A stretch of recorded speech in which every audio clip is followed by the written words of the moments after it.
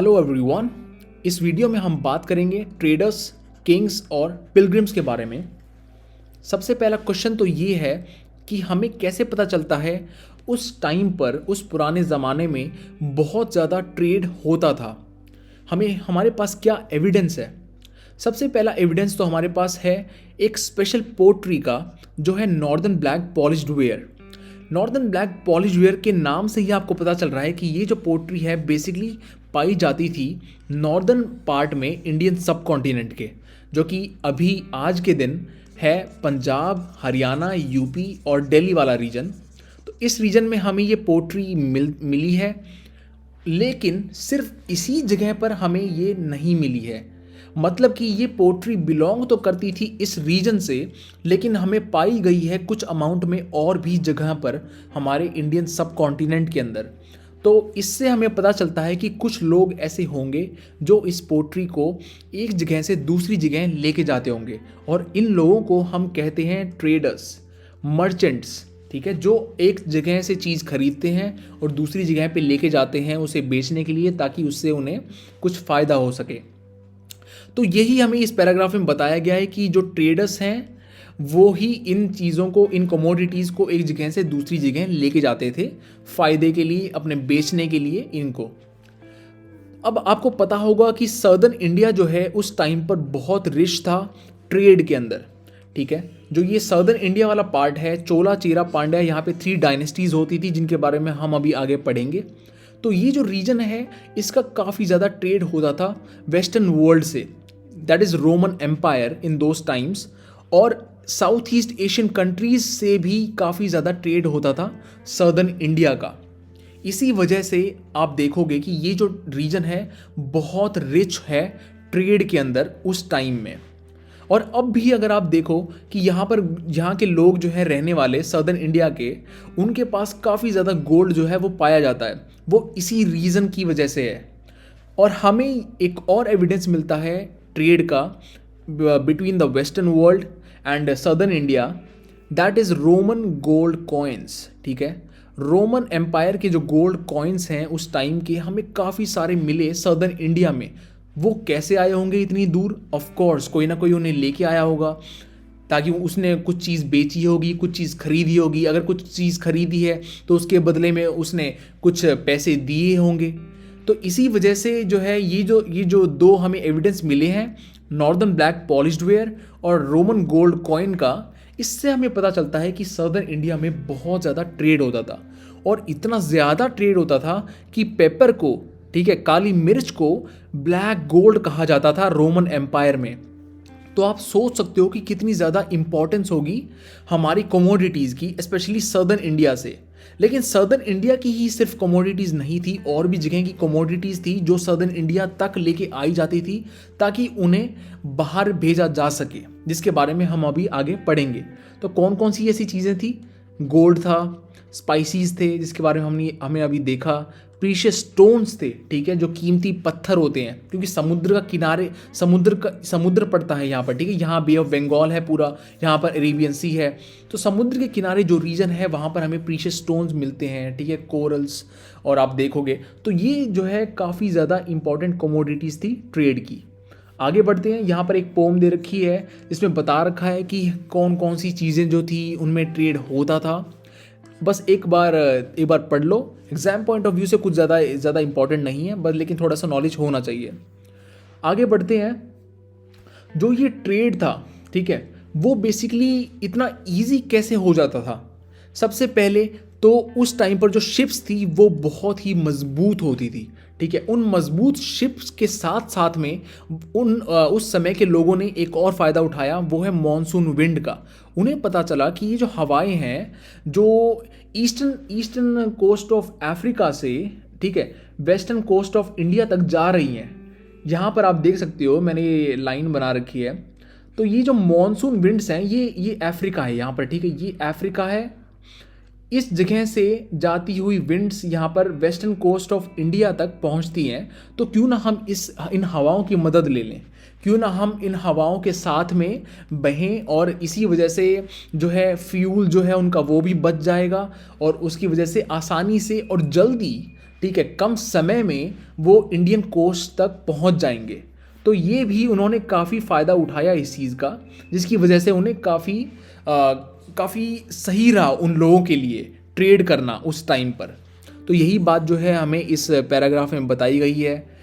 जो ट्रेड होता था अरेबियन कोस्ट से और बे ऑफ बंगाल, जो ईस्टर्न कोस्ट है और वेस्टर्न कोस्ट है, दोनों तरफ से जो ट्रेड होता था उस टाइम पर। कहाँ से होता था? ईस्टर्न अफ्रीका से जो है लोग आते थे ट्रेड करने के लिए, सामान लेके आते थे, कुछ खरीदने आते थे। तो यही सब कुछ जो है इस पैराग्राफ में बताया गया है। आगे बढ़ते हैं न्यू किंगडम्स, जिसके बारे में हमने अभी बात करी, चोला चेरा पांड्या के बारे में। ठीक है, तो ये जो है बेसिकली 3 डायनेस्टीज थी, जिसका मैं नाम लिख देता हूँ, चोला चेरा पांड्यास। ये 3 डायनेस्टीज थी सदर्न इंडिया में हमें ये 3 डायनेस्टीज देखने को मिलती हैं। कब मिलती हैं? Around 300 BC। ठीक है, 300 BC के आसपास हमें ये जो है डायनेस्टीज देखने को मिलती हैं। तो ये जो डायनेस्टीज हैं, इन्हीं का मेन रोल है इस ट्रेड के अंदर। और इन डायनेस्टीज को एक काफ़ी फेमस टेक्सचुअल रिसोर्स है हमारे पास, जो है संगम लिटरेचर। संगम लिटरेचर के अंदर इन डायनेस्टीज को मूवेंदार के नाम से भी जाना जाता है, कहा गया है, मतलब बुलाया गया है। तो ये एग्जाम पॉइंट ऑफ व्यू से काफ़ी इंपॉर्टेंट है। पूछा जा सकता है कि who is known as Moovendar, tell something about the Moovendar. तो Moovendar is a Tamil term basically referring to 3 chiefs. ठीक है, जो ये रूलिंग डायनेस्टीज़ हैं, रूलिंग फैमिलीज़ हैं, इनके 3 चीफ्स के बारे में बताया गया है, चोला चेरा पांड्या। इनको कहा गया है मूवेंदार। कहाँ पर कहा गया है?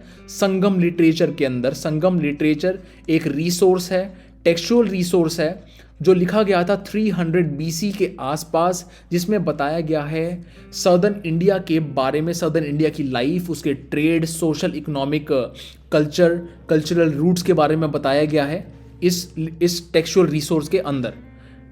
तो आगे बढ़ते हैं। ये होगी चोला चेरा पांड्या की बात। यहाँ पर मैप में मैं दिखा भी दूंगा अभी। दो शहर यहाँ पर बेसिकली तो क्या होता था कि उस टाइम पर सभी जो तीनों डायनेस्टीज हैं, इनका एक तो शहर होता था बाहरी। ठीक है, जो एक बाहरी इनका पॉइंट होता था, बाहरी एक उसको आप सिटी कह सकते हो, जो कोस्टल रीजन का एक, जहाँ से ट्रेड होता था मेनली। और एक सिटी होती थी इनकी अंदर। ठीक है, इनकी अंदर एक इंटरनल कैपिटल बोल लो उसको आप, या फेमस कोई बड़ा टाउन बोल लो। तो ऐसे इन हर तीनों डायनेस्टीज़ के 2 शहर मेन होते थे, एक कोस्टल रीजन में और एक होता था इंटरनल। तो ऐसे ही यहाँ पर 2 उन शहरों के बारे में बात की गई है। एक तो है पुहार, जिसको कावेरी पट्टनम भी कहते हैं, कावेरी पट्टिनम, और दूसरा जो है वो है मदुराई। तो पुहार जो है वो है चोला के अंडर में आता था ये, और दूसरा जो मदुराई है वो थी पांड्यास की कैपिटल। तो ऐसे ही तीनों डायनेस्टीज़ के 2 शहर होते थे उनके। ये उनका पैटर्न था। एक भाई हम बाहर रखेंगे जिससे हम ट्रेड कर सकें, जहाँ से हमारा ट्रेडिंग का जो सामान है वहाँ पर इकट्ठा करके उसे बाहर बेच सकें। और एक हमारा जो अंदर है, जहाँ पर शायद राजा रहता होगा, जहाँ पर उसका किला होगा और जहाँ पे मतलब स्ट्रॉन्ग उसने फुटहोल्ड बना रखा होगा। तो ऐसा जो है उनका पैटर्न होता था उस टाइम पर। इस टाइम के जो राजा हैं, जो ये चोला चेरा पांड्यास के जो रूलर्स थे, वो जो टैक्सेस हैं वो कलेक्ट नहीं करते थे, लेकिन वो गिफ्ट वगैरह ज़रूर लेते थे लोगों से। कहते थे कि हाँ भाई हम शाही हैं, हम बड़े हैं, ठीक है, हम पावरफुल हैं, हमें गिफ्ट मिलना चाहिए। ठीक है, या फिर वो कई बार मिलिट्री एक्सपेडिशन भी कर देते थे कि मतलब ना दूसरे अपने नेबरिंग एरिया में जाकर अपनी मिलिट्री को लेके थोड़ा मतलब तोड़ा फोड़ी कर दी वहाँ पर, और इसी वजह से कुछ ना कुछ लूट के ले आए वहाँ से, या फिर मतलब ना थोड़ा अपनी पावर दिखाने के लिए जो है वो ऐसा करते थे। तो काइंड ऑफ कि रेगुलर टैक्सेस नहीं थे उस टाइम पर, लेकिन ऑफ कोर्स गिफ्ट वगैरह तो वो ज़रूर डिमांड करते थे लोगों से। वही उनकी बेसिकली जो वेल्थ थी, उनका वो रिसोर्स था। यही उनका मेनली जो है रिचनेस का एक तो ट्रेड हो गया, और एक दूसरा जो मिलिट्री एक्सपेडिशन करना, दूसरे तोड़ा फोड़ी करना, या फिर मतलब लोगों से गिफ्ट लेना, ये उनके सोर्सेज थे वेल्थ के। इन सोर्सेज को वो थोड़ा सा खुद रख लेते थे, थोड़ा कुछ मेंबर्स को दे देते थे, अपनी फैमिली को बांट दिया, या थोड़ा सा इनाम दे दिया सोल्जर्स को कि हाँ भाई तुमने अच्छी लड़ाई करी है, तुम अच्छे से लड़े हो इसीलिए। और ये ब्राह्मणों को भी जो उस टाइम के जो प्रीस्ट थे, ठीक है, उनको भी ये काफ़ी ज़्यादा जो है वेल्थ देते थे और इसी वजह से वो संगम लिटरेचर में काफ़ी इनकी बड़ाई करते थे। जैसे हमने अभी बात करी कि काफ़ी इनके बारे में लिख रखा है, ठीक है, कि बहुत पावरफुल हैं, बहुत ये ईमानदार हैं, ट्रुथफुल हैं, ऐसे ऐसे मतलब काफ़ी ज़्यादा प्रेज़ कर रखी है संगम लिटरेचर में इन रूलर्स के बारे में। तो इसी वजह से ये क्यों प्रेज़ कर रखी है, क्योंकि इन्हें इनाम मिलता था जब ये किसी के लिए प्रेज़ करेंगे। ऑफ कोर्स अब आप देखो, किसी के बारे में अगर आप कुछ अच्छी बात लिखोगे तो आपको भी कुछ फेवर में कुछ मिलेगा ना, आप भी कुछ रिटर्न में चाहोगे। तो यही वो कारण था कि भाई वो ये इनकी राजाओं की प्रेज़ करते थे, ये ब्राह्मण जो ये प्रीस्ट थे, और इसी वजह से जो राजा थे ये इनको इनाम में कुछ देते थे, जैसे कि सोना दे दिया या कोई पत्थर दे दिए कीमती, घोड़े दे दिए, हाथी दे दिए। तो ऐसे जो है उस टाइम पर सोसाइटी चलती थी बेसिकली। अब एक जो है यहाँ पर मेंशन कर रखा है एक रूलर के बारे में, गौतमी पुत्र श्री सतकारणी। ये एक रूलर था सातवाहन डायनेस्टी का। सातवाहन डायनेस्टी देखो यहाँ पर मैं मैप में दिखाता हूँ, ये जो है ये रीजन जो है सातवाहन डायनेस्टी का है। सातवाहन डायनेस्टी बहुत ही पावरफुल डायनेस्टी थी जो इस टाइम पर आई थी लगभग 100-200 साल बाद, मतलब 100 BC के आसपास जो है हम इस डायनेस्टी को देखते हैं यहाँ पर सदर्न इंडिया में। और इस डायनेस्टी को दक्षिण पथ भी कहा जाता था, क्योंकि ये जो है दक्षिण यानी साउथ, पथ यानी रास्ता, तो यानी साउथ जाने के लिए जो रास्ता है उसमें बीच में जो ये डायनेस्टी पड़ती है, इसीलिए इसे दक्षिण पथ के नाम से भी जाना जाता था। दक्षिण पथ यहाँ पर मेंशन भी कर रखा है, सतवाहन डायनेस्टी। और Gautami putra Shri Satakarni was a very important and powerful ruler of this dynasty. इस बात को भी याद रखना, ये काफ़ी इंपॉर्टेंट है एग्जाम पॉइंट ऑफ व्यू से। और हमें कैसे पता चलता है इसके बारे में, इसकी माता जी ने, इस गौतमी पुत्र श्री सतकारणी की जो माता जी थी उनका नाम था गौतमी बालाश्री, इसीलिए उसका नाम गौतमी पुत्र है, यानी गौतमी का बेटा। तो इसकी माता जी के बिहाव पर जो ये हमें एक इंस्क्रिप्शन मिली है, उस इंस्क्रिप्शन से हमें पता चला है कि भाई क्या, जैसे कितना पावरफुल था और इसने अपनी आर्मी को भेजा, मतलब हर जगह पर हर साइड में इसने अपनी आर्मी को भेजा, शायद ये कनकर करना चाहता होगा इन रीजन्स को भी। तो ये जो है हमें पावर, इस डायनेस्टी के पावर के बारे में बताता है। ठीक है, यहाँ पर ही हमने बात कर ली थी चोला चेरा पांड्याज की। यहाँ पर पल्लवा डायनेस्टी है, लेकिन इसके बारे में अभी बात नहीं करेंगे, अभी हम चोला चेरा पांड्या के बारे में ही बात करेंगे। ठीक है, अब आगे बात करते हैं the story of silk route. Basically silk होता क्या है? सिल्क एक कमोडिटी है, एक फैब्रिक है जो बहुत ही ग्लॉसी होता है, बहुत शाइनी होता है, बहुत रिच कलर्स होते हैं उसके। और इस कमोडिटी का जो इन्वेंशन है वो लगभग 7000 साल पहले कहाँ हुआ था? चाइना में हुआ था। चाइना में ये सबसे पहले इसके बारे में जाना गया, इसको कैसे एक्सट्रैक्ट करते हैं इसके बारे में जाना गया, कि ये जो सिल्क वॉर्म होते हैं इसके कुकून से इसको निकालते हैं, फिर इसको थ्रेड बनाते हैं इसका, और फिर उस थ्रेड से हम कपड़े सीलते हैं। तो इस बारे में जो जानकारी है सबसे पहले चाइना में ओरिजिनेट हुई। फिर चाइना से धीरे धीरे जो वहाँ के लोग थे, जब वो ट्रैवल करने लगे इन सिल्क रूट पे। सिल्क रूट कौन से रूट हैं? सिल्क रूट वो रूट हैं जिन पर ये लोग चलकर जाते थे, घोड़ों पर या ऊँट पर जाते थे बैठकर। कहाँ जाते थे? वेस्टर्न एशिया की तरफ जाते थे ट्रेड करने के लिए। तो इन रास्तों को कहने लगे सिल्क रूट, जो कॉमनली यूज़ होते थे इस ट्रेड के लिए। और इस मैप में मैं दिखा भी देता हूँ, ये जो आपको सभी लाइनें दिख रही हैं यहाँ पर, मैं दूसरा कलर यूज़ कर लेता हूँ। जो ये सभी लाइनें दिख रही हैं, ये सारी लाइनें जो हैं सिल्क रूट की ही लाइनें हैं। यहाँ से जो चाइना है, यहाँ से चाइना से यहाँ पे सिल्क लिया जाता था, और यहाँ से उठाकर कहाँ कितनी दूर आप देख सकते हो, वेस्टर्न एशिया तक इसको लेके जाया जाता था।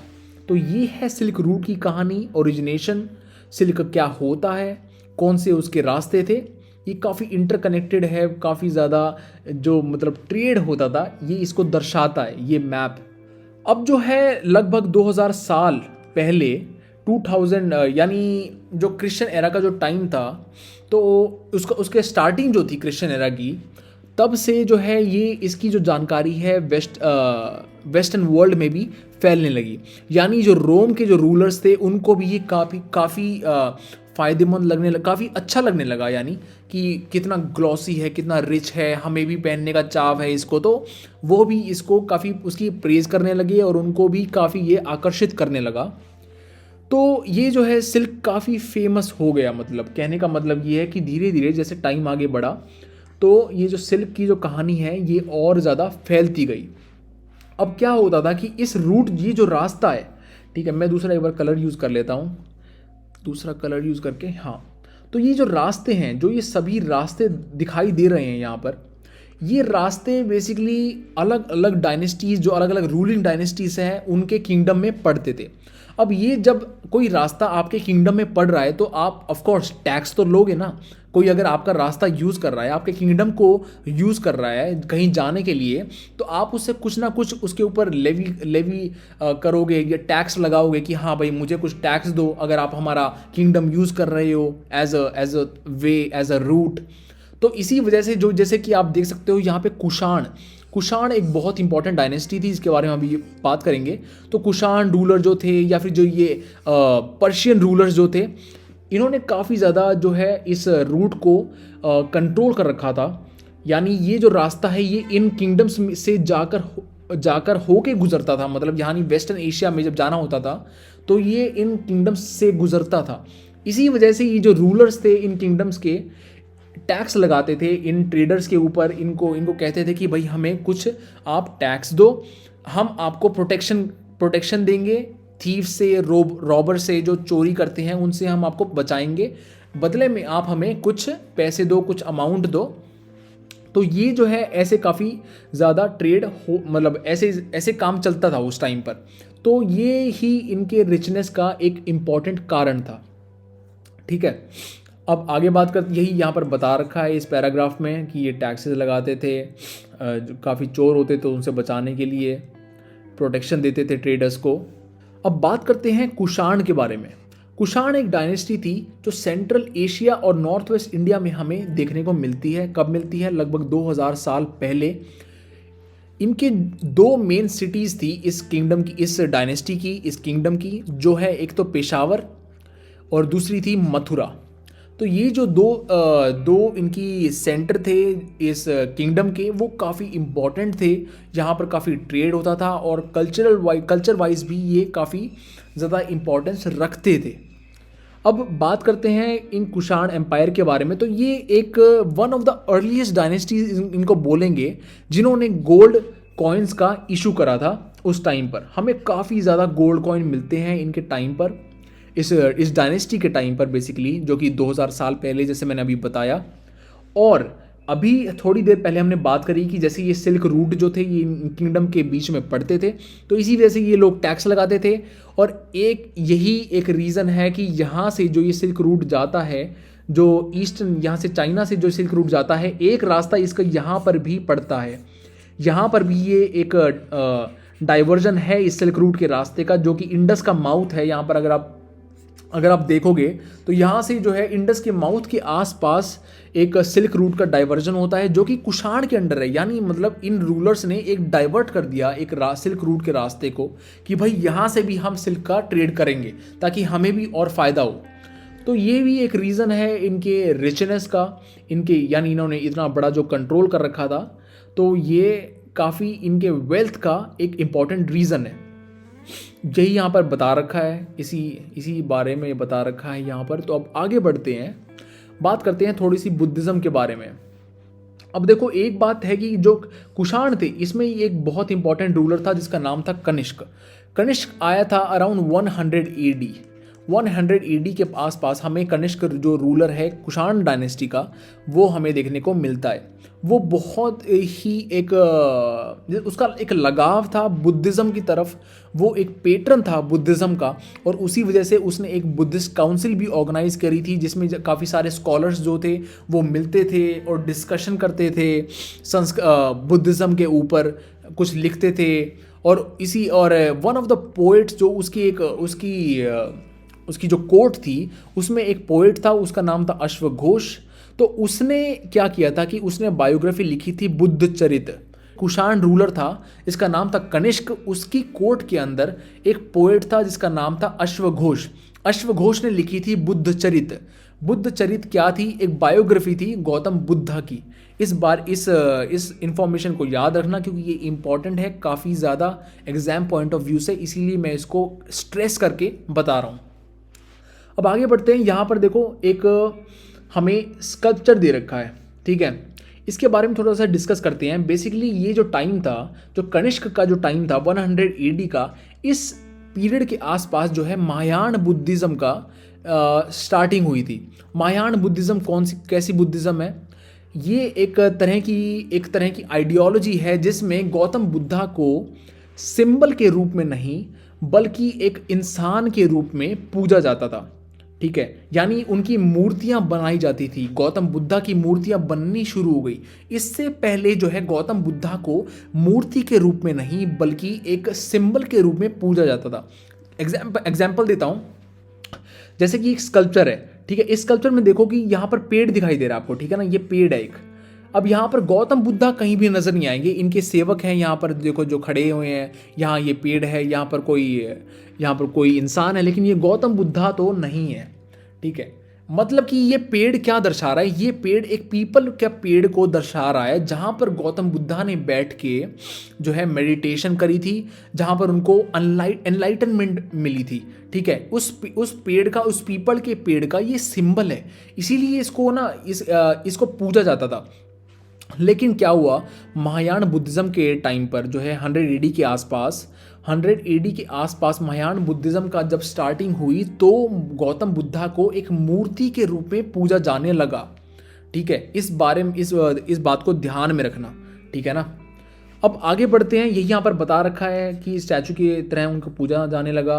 और दूसरा जो बिलीफ था, एक और बिलीफ इस टाइम पर स्टार्ट हुआ, वो था बोधिसत्वा का। बोधिसत्वा कौन लोग होते हैं? बोधिसत्वा वो लोग होते हैं बुद्धिज़्म के अंदर जिनको एनलाइटनमेंट तो मिल चुका होता है, लेकिन वो क्या करते हैं कि वो संसार में रहना ही प्रेफर करते हैं, ठीक है। एक तो है कि भाई आपको मुक्ति चाहिए, ठीक है ना, आपको एक मुक्ति चाहिए। इस जो साइकिल है, जो ये बर्थ और रीबर्थ की जो साइकिल है इंसान की, इससे आपको मुक्ति चाहिए, ठीक है। एक दूसरे लोग होते हैं जो कि चाहते हैं कि नहीं, हमें एनलाइटनमेंट मिल गई है, लेकिन हम यहीं पर रह के, हम इसी दुनिया में रह के लोगों की भलाई के लिए काम करेंगे। तो जो है उनको कहते हैं बोधिसत्वा, ठीक है ना। उन लोगों को जो यहाँ पर इसी सांसारिक दुनिया में रह के लोगों की भलाई के लिए काम करने की इच्छा रखते हैं, ना कि एक एनलाइटनमेंट मिल के जो है इस संसार को त्याग देने वाली जो चीज़ है उसको अपनाना, वो नहीं करते वो।